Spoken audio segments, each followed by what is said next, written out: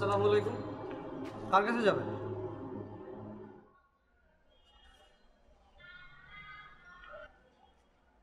আমার নাম সাকিব। জাহিদ ভাই আমার জন্য চাবি রেখে গেছে। আপনার তো অনেক সকালবেলা আসার কথা ছিল, এত দেরি করলেন। ফ্লাইট যদি 3 ঘন্টা দেরি করে, তাহলে 3 ঘন্টা ফ্লাইট ডিলের জন্য আমি যদি লেট হই, আর এখন কি আমি এখানে দাঁড়িয়ে দাঁড়িয়ে আমার কেন দেরি হলো এই কৈফত দিব না, আমার চাবি আমাকে দিবে? ও,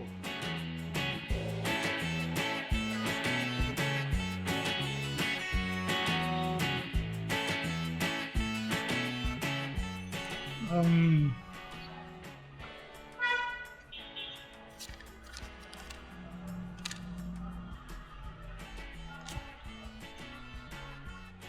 এটা কি স্যার? এটা কি দিলেন? এটা হচ্ছে ইন্দোনেশিয়ার 5,000 টাকা। ডলার?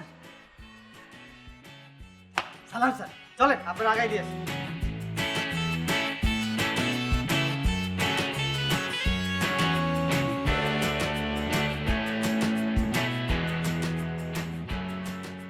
আসেন স্যার। স্যার, এই যে স্যার বাড়ি স্যার। হুম, তা এই বিদ্যুৎ, গ্যাস, পানি ইত্যাদি ইত্যাদি এসব নিয়ে কোনো ঝামেলা নেই তো? না স্যার, গ্যাস, বিদ্যুৎ, পানি, ওয়াটার সবকিছু ঠিকঠাক আছে স্যার। 24 ঘন্টায় সবকিছু ঠিকঠাক থাকে। স্যার একটা সমস্যা আছে স্যার, ওই লিফটটা চলতে চলতে স্যার মাঝে মধ্যে আটকায় যায় স্যার। খাওয়ার পানি দিতে হবে? হ্যাঁ স্যার। হুম, হ্যাঁ টাকা নিয়ে যাবো। স্যার, টাকা লাগবে না স্যার। স্যার আমার কাছে টাকা আছে স্যার। ও, স্যার আমি পানি নিয়ে আসি স্যার। ঠিক আছে, যাও যাও। ডলার আছে না? যাও যাও যাও যাও। Go it.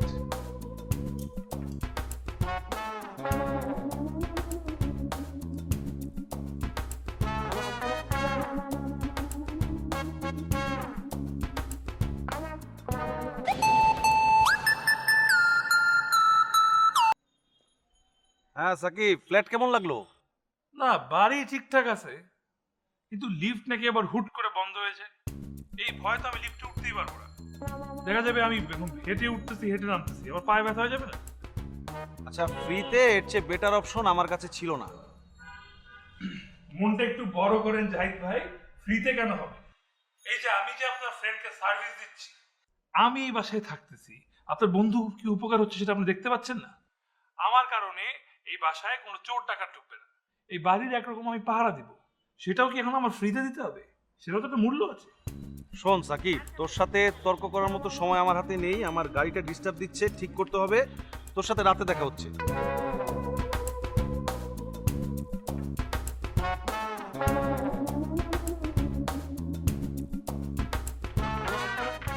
সাকিব, এই ফ্ল্যাটে থাকার কিছু নিয়ম কানুন আছে যেটা তুই জানিস না, আমার তোকে জানানো উচিত। তা আমি কি এই ব্যাপারে আলোচনা করব? আরে শালা তুই কারে মারছ? বলো। এই ফ্ল্যাটে থাকার প্রধান নিয়ম হচ্ছে এই ফ্ল্যাটের বারান্দা থেকে আশপাশের বাড়ির কোনো মেয়ের দিকে তাকিয়ে উকিঝুঁকি দেওয়া যাবে না। তোর তো স্বভাব ভালো না, আমি তো তোকে চিনি। এই ফ্ল্যাটের মালিক বিদেশে থাকে, আমার বন্ধু। তাকে রিকোয়েস্ট করেছি আমি তোর জন্য, যাতে তুই এই ফ্ল্যাটে থাকতে পারিস। এখন আশপাশের বাড়ি থেকে যদি তোর ব্যাপারে অবজেকশন আসে, তাহলে তো তুই এই ফ্ল্যাটে থাকতে পারবি না। তখন আমার সাথে রুম শেয়ার করে থাকতে হবে, সেটা তুই থাকতে চাস না। জাহিদ ভাই, তোমাকে যে আমি বলি মনটা একটু বড় করো, বড় করো, বড় করো, কোনোদিন কি মনটা বড় করতে পারবা তুমি? আমি প্রথমত কোনোদিন বারান্দায় যাই না, আমি বারান্দায় যাওয়ার মতো ছেলে না। তারপরে আমি যদি বারান্দায় যাই, সেটা একমাত্র সিকিউরিটি পারপাসে। সেটা কি সিকিউরিটি জিজ্ঞেস করো। আপনি কি এমন ভিআইপি যে আপনার সিকিউরিটি লাগবে? অবশ্যই, শুধু ভিআইপি কেন, বাংলাদেশের প্রত্যেকটা নাগরিকের অধিকার আছে তার পাড়া প্রতিবেশী কারা এটা জানার। আমার পাড়ার প্রতিবেশী একটা টেররিস্ট হতে পারে, জঙ্গি হতে পারে, একটা মাস্তান গুন্ডা, যে কোনো কিছু হতে পারে। তখন তো আমার সিকিউরিটি অ্যাট রিস্ক হয়ে যায়। আমি তখন এই বাসায় কেনই বা থাকবো? তখন আমি চুজ করবো যে আমি বাসায় থাকবো না। আমাকে এই বাসা থেকে কিভাবে বের করে দিবে তখন? আচ্ছা, তো যুক্তি বাবা, আপনার যুক্তি কি শেষ হয়েছে? হ্যাঁ, শেষ। তাহলে কাজের কথায় আসি। আমার একটা গাড়ি তোকে দিব, তুই অনলাইন অ্যাপ দিয়ে চালাবি। তোর কিছু আয় ইনকাম হবে, পাশাপাশি চাকরির প্রিপারেশন নিবি। এখন ড্রাইভিং লাইসেন্স কি এনেছিস? আপনি আমাকে এত প্রশ্ন করবেন নাকি কবে থেকে শুরু করবো সেটা বলবেন? কালকে সকালে তুই আমার অফিসে আসবি, আমি তোকে গাড়ি বুঝিয়ে দিব। এখন চল দুজন মিলে বারান্দায় যাই, খোলা বাতাসে একটু চা খাই। এই যে জাহিদ ভাই, আমি এতক্ষণ আসলে তোমার মতলব বুঝতে পারছি। তুমি আসলে আইসে মেয়েদের দিকে বারান্দায় গিয়ে নজর দাও, এরপরে পুরো দোষটা আমার উপর চাপাত চেয়েছিল, তাই না? তুমি কি ভাবছো আমি এটা বুঝি না? এই বয়সে যাই পাই, ছি ছি ছি ছি। আমি ভাবিকে জানাই। আচ্ছা ঠিক আছে, চা তুমি এখানেই খাও, আমি চা মানে নিয়ে এসেছি, আমরা ড্রয়িং রুমে বসে 2 ভাই চা খাবো, ঠিক আছে?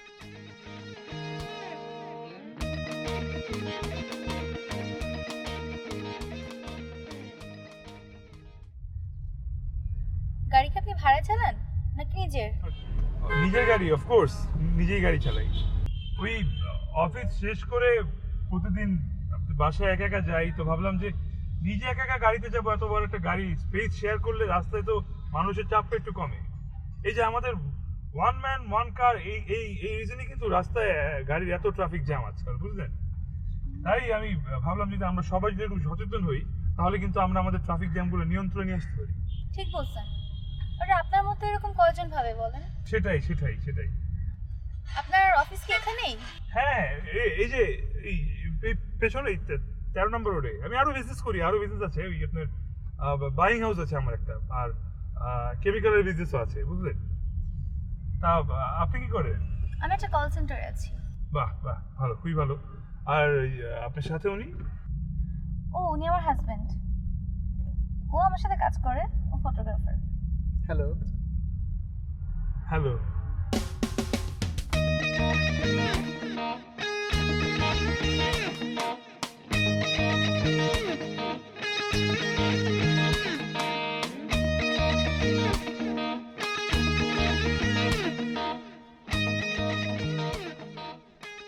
হ্যালো, জি আপনি কত দূরে এসেছেন? আরে খুবই সোজা একটা লোকেশন, আপনি ম্যাপটাকে ফলো করলে তো আসতে পারবেন এখানে।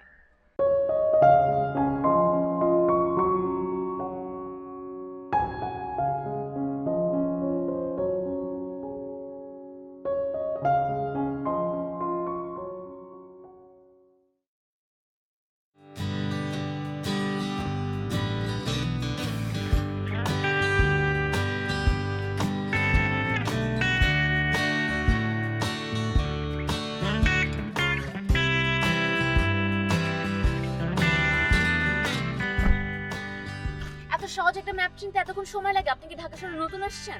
আরে না, সরি, আসলে এদিকে এসেছিলাম একটা অফিসিয়াল কাজে। তো আপনার এলাকাটায় অনেকদিন পর আসি, তো তাই রাস্তাঘাট চিনতে কষ্ট হচ্ছিল। আসলে ধরুন এটাই হওয়া কিন্তু স্বাভাবিক, যে এলাকায় আমি ছোটবেলা থেকে বড় হয়েছি সে এলাকার অলিগলি চিনতে কিন্তু আমার একদম খুব সহজ হবে। আবার যে এলাকা আমি চিনি না সে এলাকার একটা আইকনিক জায়গাও কিন্তু আমার জন্য চিনা খুবই ডিফিকাল্ট হবে। এটা কিন্তু হওয়াটা খুবই স্বাভাবিক। আর আসলে আমি মানে গাড়ি নিজের ইচ্ছায় চালাই, মানে বিজনেসের জন্য না। আমার একটা বিজনেস আছে, অন্য একটা বিজনেস। আমি আবার ওই ওয়ান ম্যান ওয়ান কারে বিশ্বাসী না। থামুন তো প্লিজ, এত কথা না বলে সামনে তাকিয়ে গাড়িটা চালান। আর কারণ আমার অলরেডি অনেক দেরি হয়ে গেছে, আমার বাসায় দিদা একা, আয়াটাও আজকে ছুটিতে, আমার তাকে ওষুধ খাওয়াতে হবে।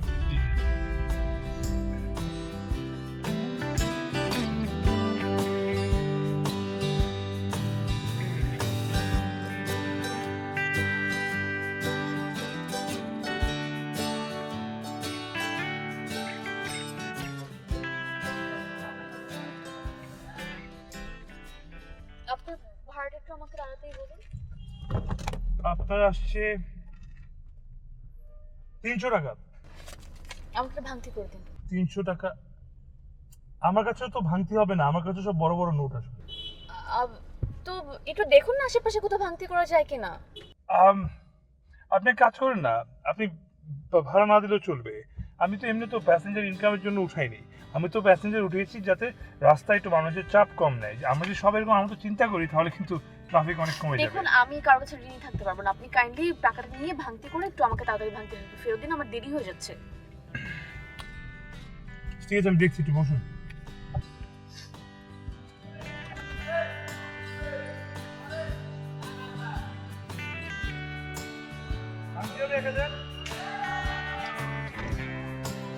ভাই 1000 টাকা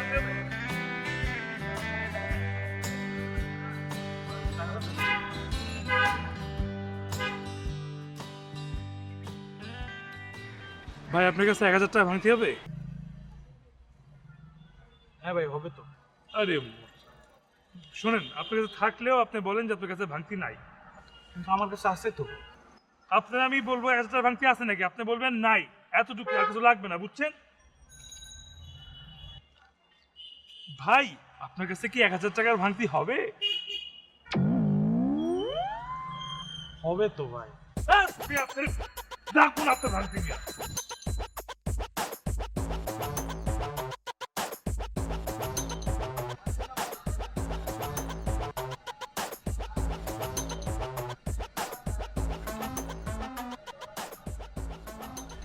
আপু, আমি অনেক জায়গায় চেষ্টা করলাম, এখানে কারো কাছে ভাঙতি পাচ্ছি না।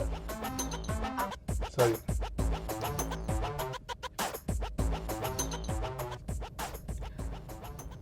আপনি তাহলে একটা কাজ করুন, আপনি পুরো টাকাটাই রেখে দিন। আপনার সাথে যদি আবার আমার কখনো দেখা হয়, আপনি তখন আমাকে বাকিটা ফেরত দিন। সেই কাজটা বরং আপনি করুন না, আপনি রেখে দিন, পরে কোনো সময় দেখা হলে আমি নিয়ে নিব, সমস্যা নেই, রাখুন। Are you sure? 100%। Okay, thanks. আর আমার আসলে খুব তাড়াহুড়োর মধ্যে আছি, তো আমার জি, দাদিকে ওষুধ দিতে হবে। আর আমার ফোন নাম্বার তো আপনার কাছে আছেই না? হ্যাঁ হ্যাঁ হ্যাঁ, Okay, শিওর। ঠিক আছে, তাহলে দেখা হবে। জি।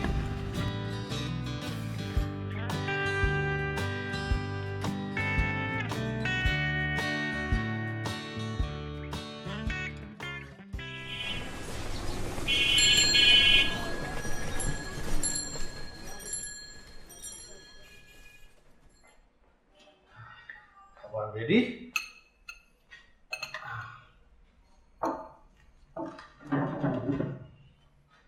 টেস্ট করে দেখ কেমন হয়েছে। জোস। আচ্ছা সাকিব, আমি যে তোর বড় ভাই, এটা কি তুই ভুলে গিয়েছিস? কেন বলবেন? প্রথম কথা হচ্ছে তুই বড় ভাইকে ডেকে নুডলস রান্না করাচ্ছিস। দ্বিতীয় কথা হচ্ছে বড় ভাই রান্নাঘরে রান্না করছে, কোথায় তুই গিয়ে হেল্প করবি, তুই এখানে বসে আছিস। এটা একটা বেয়াদবি না? দেখো, প্রথমত যদি আমি তোমার মতো এরকম সুস্বাদু নুডলস বানাতে পারতাম, তারপরেও আমি যদি তোমাকে দিয়ে নুডলস বানাতাম, তাহলে সেটা হতো কি বেয়াদবি। কিন্তু যেহেতু আমি এরকম নুডলস বানাতে পারি না, তার মানে এটা কোনোভাবেই বেয়াদবি হতে পারে না। দ্বিতীয়ত, একটা মানুষ যখন মন দিয়ে কোনো কাজ করছে, তখন তাকে সেই কাজে ডিস্টার্ব করা হচ্ছে গিয়ে কাজের মধ্যে পারফেকশনকে নষ্ট করা। আমি রান্নাঘরে গিয়েছিলাম, উকি দিয়ে দেখলাম তুমি খুব মনোযোগ দিয়ে পেঁয়াজ কাটছো। এখন আমি তখন তোমাকে ডিস্টার্ব করতাম, তাহলে তোমার পেঁয়াজ কাটাটা পারফেক্টলি হতো না, অতএব এই নুডলসটাও সুস্বাদু হতো না। সাকিব, তোকে বেয়াদব বলাটা আমার ভুল হয়ে গেছে, আমাকে মাফ করে দে। আমি আর কোনোদিন তোকে বেয়াদব বলবো না। জাহিদ ভাই, তুমি এখন খাওয়া খাওয়ার আমাকে ছোট করছো। আচ্ছা যাই হোক, এসব বাদ দাও, কাজের কথা বলি। আমি ঠিক করেছি যে আমি চাকরি বাকরি খুঁজে আমার সময় নষ্ট করব। আমি আমার সময় আরো গুরুত্বপূর্ণ একটা কাজে ইনভেস্ট করব। তোর মূল্যবান সময় তুই কোথায় ইনভেস্ট করবি? আমি চিন্তা করে দেখলাম, আমি যদি চাকরি বাকরি করি, তাহলে আমি আমার বড়লোকই ভোগ করতে পারবো না, সেটা ভোগ করবে আমার ছেলেমেয়েরা। কিন্তু আমি আমার বড়লোকই ভোগ করতে চাই। আচ্ছা, তাহলে ব্যবসা কর। ব্যবসাই হচ্ছে বড়লোক হওয়ার মূল মন্ত্র। সেটা তো অনেক খাটবে। আমি আরো শর্টকাটে কোটিপতি হতে চাই। শর্টকাটে কোটিপতি কিভাবে? বড় লোকের কোনো মেয়েকে বিয়ে করে। Very easy. প্রথমে বড় লোকের কোনো মেয়ের সাথে পরিচিত হতে হবে, তারপর তার সাথে ফ্রেন্ডশিপ করতে হবে, তারপর তাকে আস্তে আস্তে পটিয়ে প্রেমে ফেলতে হবে, প্রেমে ফেলার পর তারপর বিয়ে হয়ে গেল। Very easy and simple way for intelligent people like me. Already কিন্তু আমি আমার কাজ শুরু করে দিয়েছি। আমি না পারতে আমার গাড়িতে কোনো ছেলে যাত্রী উঠে, সব মেয়ে যাত্রী। অলরেডি একজনকে টার্গেটও করে রেখেছি। সাকিব, তোর সব যুক্তিতে আমি চুপ থাকলেও এই যুক্তিতে চুপ থাকতে পারছি না। মানে শর্টকাটে বড়লোক হওয়ার এই যে তোর ডিসিশন, এটা খুবই ভুল একটা ডিসিশন। এই শর্টকাটে বড়লোক হতে গিয়ে শর্ট সার্কিট হয়ে তোর জীবনে একটা ক্ষতি হয়ে যেতে পারে। মানে সিনেম্যাটিকভাবে বলতে গেলে তোর জীবনটা ছারখার হয়ে যেতে পারে। So be careful Shakib. Zahid ভাই, তোমাকে আমি বলি না, তোমার মনটা একটু বড় করো। তোমার মনটা তো বড় করতে হবে, সাথে আরো সাহস অ্যাড করতে হবে। ভয়কে জয় করতে হবে। ভয়ের আগে জয় আছে। এই ভয়কে তুমি জয় করতে পারছো না দেখে তুমি এখনো সেই ছোট ছোট গাড়ি নিয়ে রেন্টে কারে বিজনেস করছো। নাহলে এতদিনে তোমার বড় বড় হাইওয়ে বাস 10টা থাকার কথা ছিল। চিন্তার কোনো কারণ নেই। তোমার এই ঋণ আমি কোনোদিন ভুলবো না। আমি আমার শ্বশুরের টাকায় তোমাকে অ্যাটলিস্ট একটা হাইওয়ে বাস হলেও কিনে দিই। আমার মনে হচ্ছে তুমি নুডলসকেও ঠিকমতো জয় করতে পারোনি। একটু গুঁড়া মশলা কম পড়ে গেছে, আমি দিয়ে নিয়ে আসছি, সমস্যা নেই।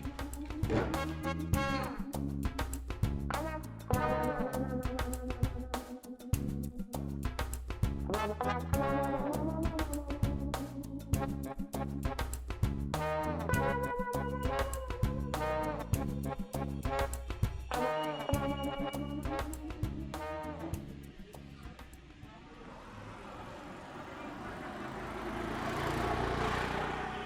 খবর, কেমন আছেন? আপনি এখানে? আরে বলেন না, ওই একটা ফরেনার ক্লায়েন্টের সাথে পাশের রোডে মিটিং ছিল, ও ড্রপ করে যাচ্ছিলাম আর দেখলাম আপনি দাঁড়িয়ে আছেন। এখানে একা একা দাঁড়িয়ে আছেন কেন? আমি আসলে হসপিটালে যাওয়ার জন্য বের হয়েছিলাম, রিক্সা করছি, বাট একটাও পাচ্ছি না। সামহাও আমার ফোনের অ্যাপটাও কাজ করছে না আজকে। ওহো, এই সময় তো দেখি রিক্সাও পাবেন না। চলেন আপনাকে আমি নামাই দিই। Are you sure? হ্যাঁ চলেন চলেন। ওকে, তাহলে তো ভালোই হয়। আর আপনার ওই দিনের ভাড়া টাকাটাও তো দেওয়া দরকার। আরে ওসব দিয়ে পরে কথা বলা যাবে, উঠে উঠে আপনি উঠে। আমি সামনেই বসি না?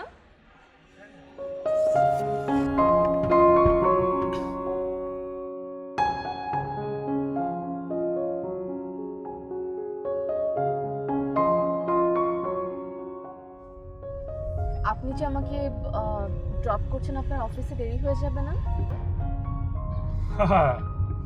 নিজের অফিসে আবার দেরি কিসের বলেন? হ্যাঁ, নিজের অফিসে তো নিজেই যখন যাব তখনই অফিস শুরু। আর অফিসে আছে যেতে ইচ্ছা করতেছে না, কাজ করতে বুঝছেন বুঝদিন মুড থাকে না। আজকে মুড মানে একদমই কাজ করার কোনো মুডই নেই। তো আপনি কি ওই রোজ রোজ একই হসপিটালেই যান? জি, আমি শুরু থেকেই হসপিটালের সাথেই আছি। অ্যাকচুয়ালি হসপিটালটা আমার বাবার বন্ধু। আর আমার বাবা তো বছরে 9 মাস বিদেশে থাকে আর 3 মাস দেশে থাকে। আর 3 মাসের মধ্যেও 2.5 মাস ঢাকার বাইরেই থাকে, অ্যাপয়েন্টমেন্ট দিয়ে রাখে।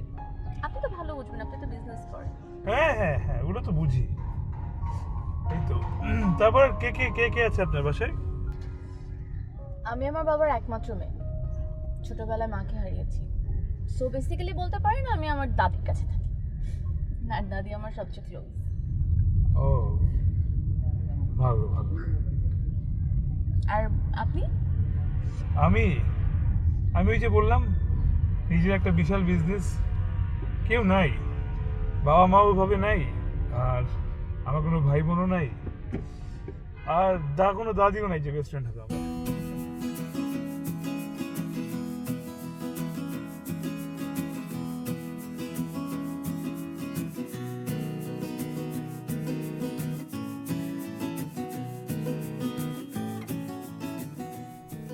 হ্যালো। সরি, বেশি রাতে ফোন দিয়ে দিলাম, ডিস্টার্ব করলাম?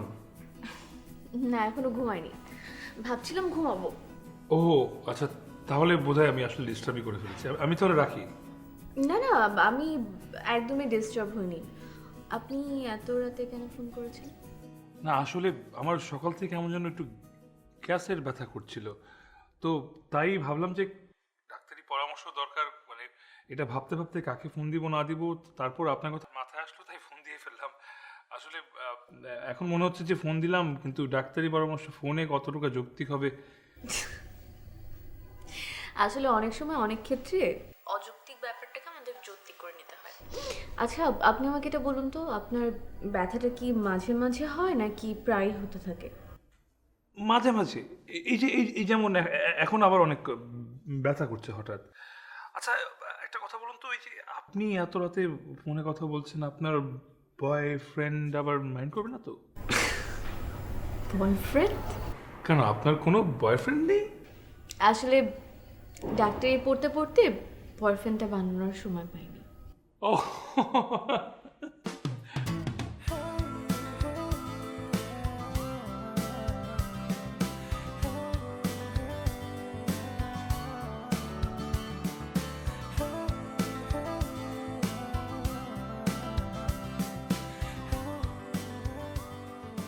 প্রতিদিন কারো বাসার খাওয়া খেতে ভালো লাগে বলুন? তাই ঠিক করলাম যে এখন থেকে বাইরে টেস্ট করতে হলে একটু খাবো। এই জায়গার রিভিউটা দেখলাম খুবই ভালো, তো এখানে আসার পর পর আপনার কথা মনে পড়ে, কারণ আপনার হসপিটালটা পাশেই। কিন্তু আমি একদমই এক্সপেক্ট করি নাই যে আপনি এই সময় ফ্রি থাকবেন। তেমন কিছু না, অ্যাকচুয়ালি আজকে আমার পেশেন্টের প্রেশার একটু কম ছিল আর আমার ওয়ার্কিং টাইম অলমোস্ট ডান। এই জন্য চিন্তা করলাম আপনি যেহেতু আমাকে ফোন করেছেন সেটা আগে বের হয়ে যাই। এটা আসলে ঠিক হচ্ছে না। আমি আপনাকে অনেক বেশি বেশি বিরক্ত করে ফেলছি। এটা অবশ্য ঠিক বলেছেন। এই যে আপনি যে আমাকে আপনি আপনি আর আমি যে আপনাকে আপনি আপনি করে বলছি না, এটাই আমাকে বেশি বিরক্ত করছে। হ্যাঁ, তা অবশ্য ঠিক। আসলে আমরা এতদিনে খুব ভালো ফ্রেন্ড হয়ে গেছি, অ্যাটলিস্ট আমার সাইড থেকে আমি শিওর। শিওর, আমি শিওর। কিন্তু প্রবলেমটা হচ্ছে আমি আমার এই বন্ধুর ব্যাপারে কিছু জানি না, শুধু এতটুকু জানি সে প্যাসেঞ্জারদেরকে উঠায় আর ড্রপ করে, বাকি আর কিছু জানি না। আরে সেটা তো আমি রাস্তায় মানুষের চাপ কমানোর জন্য করি। এমনি মেইনলি আমার একটা বিজনেস আছে, সেটা হচ্ছে বাইং হাউস, আর কিছু কেমিক্যালের বিজনেসও করি। মানে আমার বাবার আসলে গার্মেন্টসের বিজনেস, আমি সেই পথেই হাঁটছি বলতে পারো। আর আমার ছোটো বোন আছে একটা, ও আবার একটু অন্য মনস্ক, মানে ও ফিল্ম স্টাডিজ দিয়ে পড়ছে, কিন্তু সিনেমা বানানোর ভূত চাপছে মাথায়। It's very good. মানে ফ্যামিলিতে কি সবারই ডক্টর, ইঞ্জিনিয়ার বা বিজনেসম্যান হতে হবে এমন তো কোনো কথা নেই। কেউ যদি ক্রিয়েটিভ লাইন নিয়ে চিন্তা করে আমাদের ওদেরকে অ্যাপ্রিশিয়েট করা উচিত। Don't you think so? তুমি যদি বলো তাহলে ঠিক আছে। আচ্ছা, তুমি এখন আমাকে বলো তুমি কি খাবারটা খাবে নাকি বাসা নিয়ে যাও? তোমার দেখে মনে হচ্ছে কোনোভাবে খাবারটা ঠান্ডা হয়ে গেছে। এটাকে গরম গরমই খেতে হয়, এটা এখানে স্পেশালিটি। এই নাও। Thank you.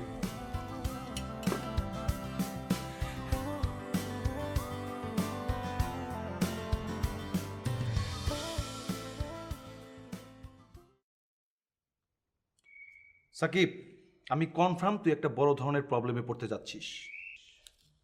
কেন? শোন, এই যে তুই মিথ্যা কথা বলে নিজেকে বড় প্রমাণ করে মেয়েটার সঙ্গে সম্পর্ক করতে চাচ্ছিস, যদি সত্যি সত্যি সম্পর্কটা হয়ে যায়, মানে মেয়েটা তোকে ভালোবেসে ফেলে, একদিন না একদিন মেয়েটা তো জানতে পারবে যে তুই মিথ্যা কথা বলেছিস, তখন মেয়েটা তোকে ছাড়বে? আমি যে মিথ্যা কথা বলেছি এইটা নিয়ে যদি পরে আমাকে ধরা হয়, তাহলে আমি বলবো যে তুমি আসলে এত সুন্দর যে তোমার রূপের আকর্ষণে আমি আসলে প্রথম দেখাতেই তোমাকে ভালোবেসে ফেলেছিলাম, এবং আমি যখন একবার ভালোবেসে ফেলেছি তখন আমি কোনোভাবেই তোমাকে ছাড়তে চাইনি। এই কারণে আমি এতগুলো জিনিস বানাই বলছি, মিথ্যা কথা বলছি, কারণ আমি চাইনি যে তুমি আমাকে ছোট করে দাও। তোর সাথে লজিকের খেলা খেলতে ইচ্ছে করছে না। শোন, বিস্কিট দিয়ে চা খাবো, এক কাপ চা বানিয়ে নিয়ে আয়। আমি চা বানাই নিয়ে আসবো, সেই চা তুমি খেতে পারবা? তার মানে কি চাটাও আমারই বানাতে হবে? একটু চিন্তা করলেই উত্তরটা পেয়ে যাবে।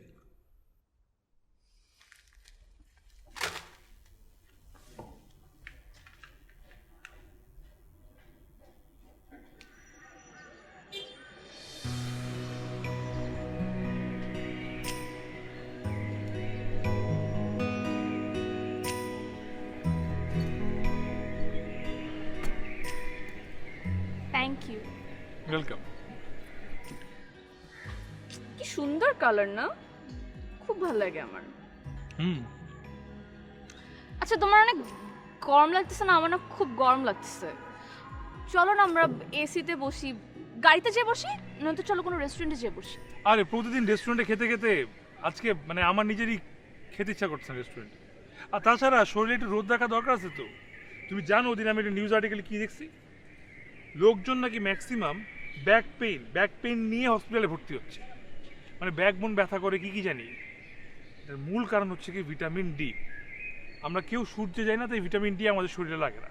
তাই আমি ঠিক করছি আজকে থেকে প্রতিদিন মিনিমাম 1 ঘন্টা আমি ভিটামিন ডি নিব, তাও আবার ফ্রিতে। তা তুমি যদি এখন ভিটামিন ডি না নাও, পরে দেখা যাবে কি তোমারও ব্যাকবোন ব্যথা শুরু হবে, তারপর তোমার সাথে কোথাও ঘুরতে গেলে আমার কোলে করে তোমাকে নিয়ে আসতে হবে, বুঝছো? শেষ হয়েছে তোমার? তুমি কি ভুলে গেছো তুমি একজন ডক্টরের সাথে কথা বলতেছো? ও আয় হায়, হ্যাঁ তুমি তো ডক্টর, আমি তো বিজনেসম্যান, আমি কারে জ্ঞান দিতেছি? আমি সেটা তোমার কাছ থেকে শিখবো। আমি স্টুডেন্ট, তুমি টিচার। বলো। আমার এরকম মানুষকে জ্ঞান দিতে ভালো লাগে না, গরমের মধ্যে আবার ভিটামিন ডি কি? আচ্ছা তোমার আমাকে কেমন লাগে?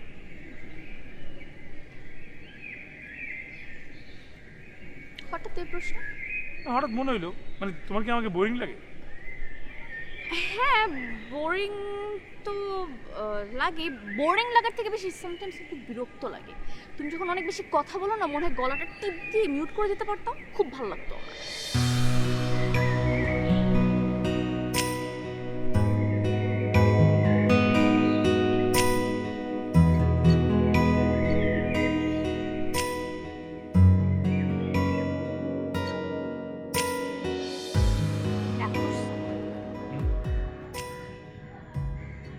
সত্যি রাগ করো নাই?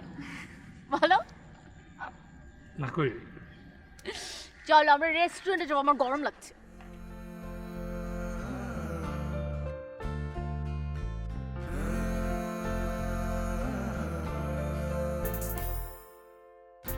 তুমি আমার মনের মানুষ, মনেরই ভেতর। তুমি আমার মনের মানুষ, মনেরই ভেতর। তুমি আমার জান বন্ধু, অন্তরের অন্তর। তুমি আমায় কইরো না গো কোনদিনও পর। তুমি আমার মনের মানুষ, মনেরই ভিতর। তুমি আমার মনের মানুষ, মনেরই ভিতর। তুমি আমার জান বন্ধু, অন্তরের অন্তর। তুমি আমায় কইরো না গো কোনদিনও পর।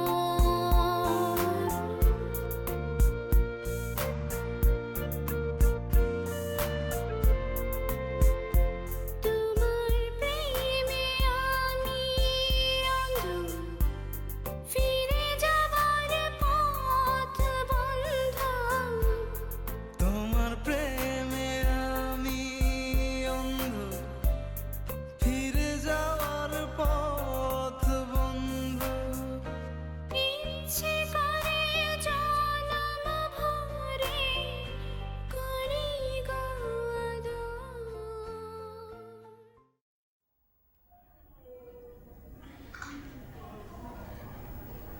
কিচ্ছু না, প্রতিদিনই তো দাও।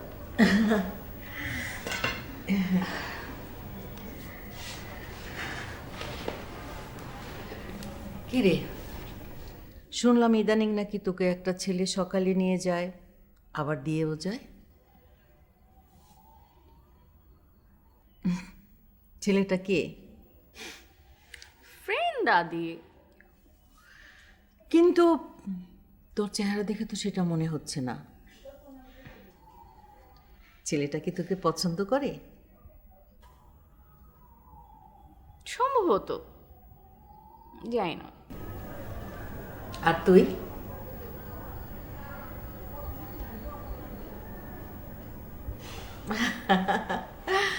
তাহলে একদিন নিয়ে আয়, কথা বলি। এখন না দাদি, পরে। আরে বাকির নাম ফাঁকি, আর এইসব কাজে তো একেবারেই না। দাদি, আমার এখন ওকে অনেক কিছু বলার বাকি, ওর ব্যাপারে অনেক কিছু জানার বাকি। আগে বলি, জানি, তারপর।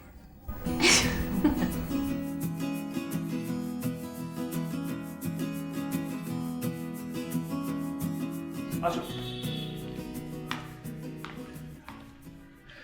এই হচ্ছে কি আমার ছোট্ট গরিবখানা। খুব ছোট বাসা, আমি জানি, মানে আমি একা থাকি তো, তাই এর চেয়ে বেশি প্রয়োজন মনে হয় না। আর তুমি তো জানোই বাবা মা গুলশানে থাকে, কিন্তু বিয়ের পর কিন্তু এই বাসা থাকবো না। কেন? এ বাসা তো খুব সুন্দর, আবার অন্য বাসা না কি না, দরকার? একটা বড় ফ্ল্যাট দিব, duplex, top floor, condominium. Just বেডরুমের পর্দা খুললেই গুলশান লেকটা দেখা যাবে। বাট আপাতত এতটুকুই। এই তো। তোমার বাসা দেখে মনে হচ্ছে, তোমার কথা শুনেও মনে হচ্ছে যে তুমি বিয়ের পরের জন্য অনেক প্ল্যান করে রেখেছো। আমার প্ল্যানের তো তুমি এখনো কিছুই শুননি। আমার প্ল্যান অনেক এক্সপেন্সিভ। কথা আছে না, শখের তোলা 80 টাকা। তো শোনাও তো, তোমার আসলে বিয়ের পরের প্ল্যানগুলো কি, শুনি। শোনাবো, তবে একটা শর্ত আছে। শর্ত? আমরা কিছু শর্ত? আমার সঙ্গে একটু ছাদে যেতে হবে।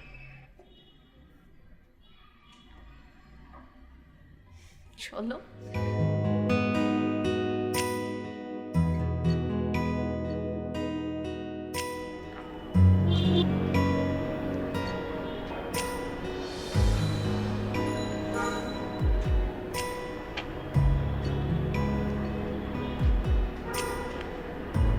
বসো।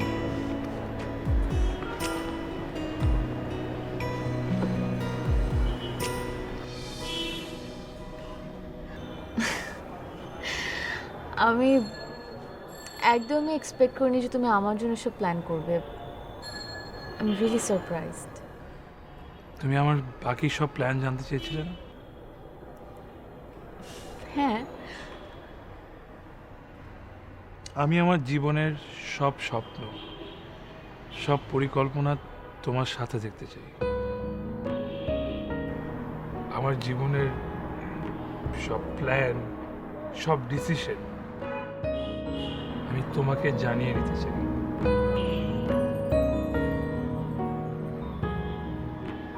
আমি সারা জীবন তোমাকে আমার পাশে চাই।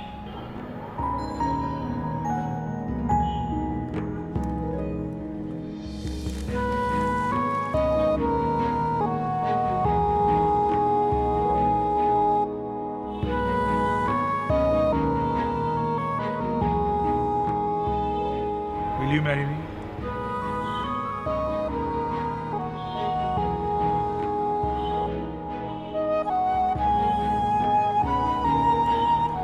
I will.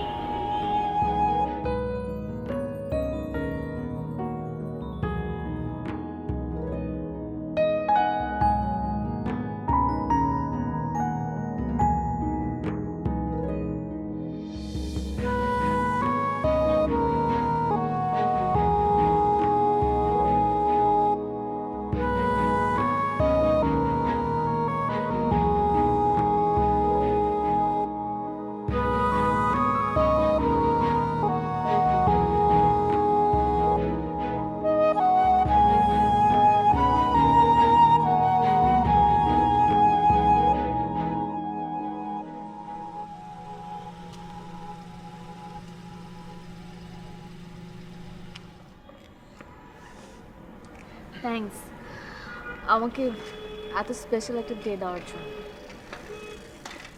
শুধু থ্যাংক ইউ, আর কিছু না? I love you. I love you too. তোমার দাদির সঙ্গে আমাকে পরিচয় করিয়ে দেবে না? শিওর, বাট আজকে না, অন্য একদিন। As you wish.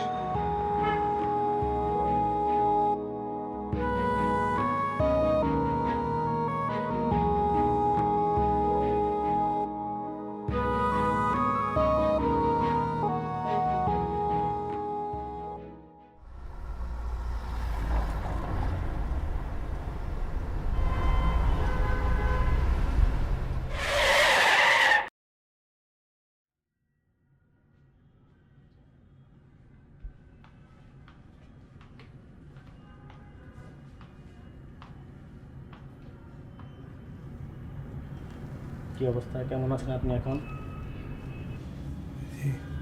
ভালো। সিস্টার ফাইলটা দেখি। আমি কিছু ইনভেস্টিগেশন আর মেডিসিন লিখে দিচ্ছি।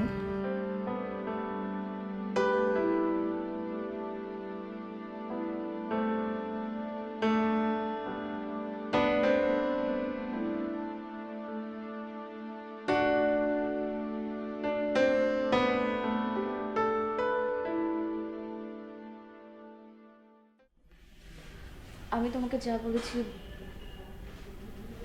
সব মিথ্যে ছিল। মিথ্যা বলার প্রয়োজন ছিল কি? আমি জানি না আমার বাবা মাকে। আমি ছোটবেলা থেকে এতিমখানায় বড় হয়েছি। আমি ছোটবেলা থেকে না অভাব ছাড়া আসলে আর কিছুই দেখি নাই। আমি তো কখনো বুঝতে পারিনি যে আমি আসলে কখনো পড়াশোনা করতে পারবো, কিন্তু ছোটবেলা থেকে ইচ্ছা ছিল যে একদিন আমি অনেক বড় হব। তারপর থেকে আমি অনেক কঠোর পরিশ্রম করা শুরু করলাম, যেভাবে টাকা উপার্জন করা যায়, যেভাবে যা করা যায়। পড়াশোনা করে এই হসপিটালে একটা নার্সের চাকরিও পেলাম, কিন্তু আমার অভাবগুলো কখনো আমার পিছু ছাড়লো না। একদিন এই হসপিটালে একজন পেশেন্ট আসে, ওই যে তোমার সাথে পরিচয় করে দিয়েছিলাম না আমার দাদি, উনি আসলে আমার দাদি না, উনি একজন এই হসপিটালের পেশেন্ট। উনি আসলে আমাকে খুব আদর করেন, ওনার ছেলে মেয়ে কেউ দেশে নেই তো। একদিন উনি আমাকে বললো যে আমাকে ওখানে থেকে যেতে, আমি আর না করতে পারলাম না, কারণ আমি তো সবসময় ভালো থাকতে চেয়েছি। তখনই তোমার সাথে আমার দেখা হয়, পরিচয় হয়। তোমাকে দেখে আমি বুঝলাম যে তুমি অনেক বড়লোক একজন মানুষ, এই জন্য আমিও বড়লোক হওয়ার ভান করি, কারণ বড়লোকটা তো বড়লোক না হলে পাত্তা দেয় না। আমি মনে করলাম যে তোমার সাথে বিয়ে হওয়ার পর মনে হয় আমি ওরকম একটা জীবন পাবো যে জীবনটা আমি সবসময় চেয়েছি, আমার স্বপ্নগুলো পূরণ হবে। আমি যেরকম একটা জীবন নিজের জন্য চেয়েছিলাম আমি সেটাই পাবো, কিন্তু আমি বুঝতে পারিনি যে আমি তোমাকে ভালোবেসে ফেলবো। তুমি নিশ্চয়ই ভাবছো যে আমি আজকে এখানে বসে তোমাকে সব কথা কেন বলছি। যে মানুষ বলে না, ভালোবাসার মানুষকে কখনো মিথ্যে কথা বলতে হয় না, আমি তোমাকে কখনো মিথ্যে কথা বলতে চাই না। আমি যাই করেছি না কেন এর জন্য আমি সরি। তুমি যদি কখনো পারো আমাকে মাফ করে দিও, প্লিজ আমাকে মাফ করে দিও।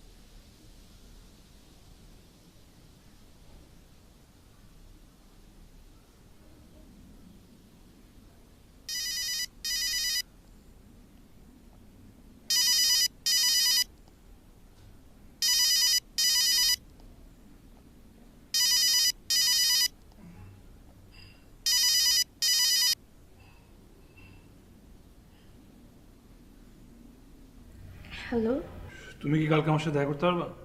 কেন মানে দেখা করে কি হবে, আমাদের মধ্যে তো আর কিছু বাকি নেই। হ্যাঁ, সব শেষ দেখেই বলছি। তোমাকে যে আমি ডায়মন্ডের রিংটা দিয়েছিলাম, যদি আমাদের সব শেষ হয়ে যায় তাহলে তো রিংটার প্রয়োজন নেই, কালকে আমাকে একটা ফেরত দিয়ে যাও। ঠিক আছে, তুমি বলো কোথায় তোমার সাথে দেখা করে তোমার আংটিটা আমাকে ফেরত দিতে হবে। সেটা আমি তোমাকে মেসেজ করে দিচ্ছি। ঠিক আছে।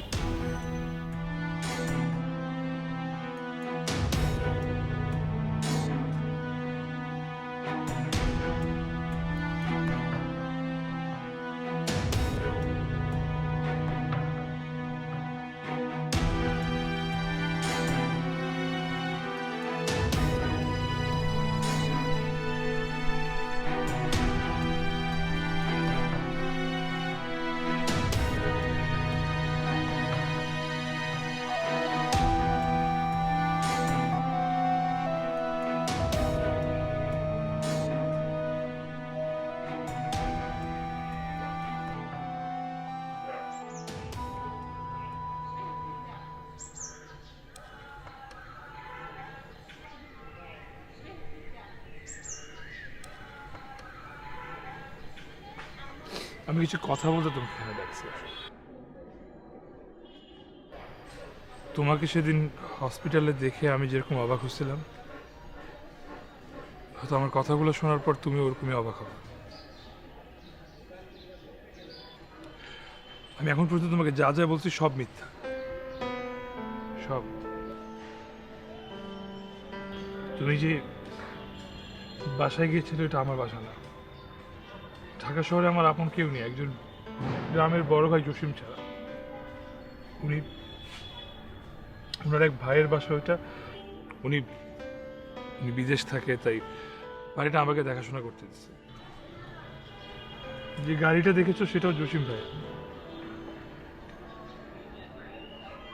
ওটা ভাড়া নিয়ে আমি চালাই এবং ওটা থেকে যা উপার্জন হয় তাতে আমার দিন চলে। আমার নিজের কোনো বিজনেস নাই, কোনো ইম্পোর্টের ব্যবসা নাই। আমার কোনো বাবা নাই যার গার্মেন্টস আছে। আমার বাবা আমার গ্রামে থাকে।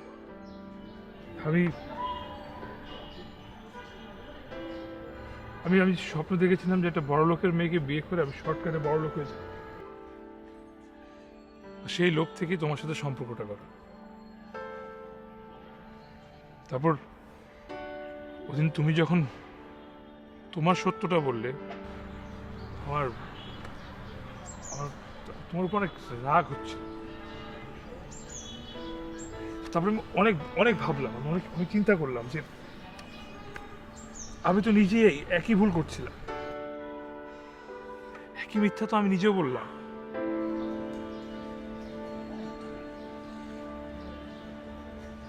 দেখো, একটা জিনিস আমার মনে হলো যে এতগুলো মিথ্যার মাঝখানে আমাদের ভালোবাসাটা সত্যি। হ্যাঁ, লোকে বলে যে টাকা পয়সা না থাকলে ভালোবাসা নাকি জানলা দিয়ে পালায়। তা আমি বিশ্বাস করি যদি ভালোবাসা ঠিকঠাক থাকে তাহলে অর্থের অত প্রয়োজন, যতটুকু প্রয়োজন ততটুকু অর্থ তো আমাদের কাছে আছে। আর তাছাড়া আমরা দুজনেই অনেক স্বাবলম্বী। আমার মনে হয় খুব একটা সমস্যা হবে না। বাকিটা তোমার ডিসিশন। আমি সব মিথ্যা বলেছি, কিন্তু আমার বিয়ের প্রপোজালটা সত্যি ছিল।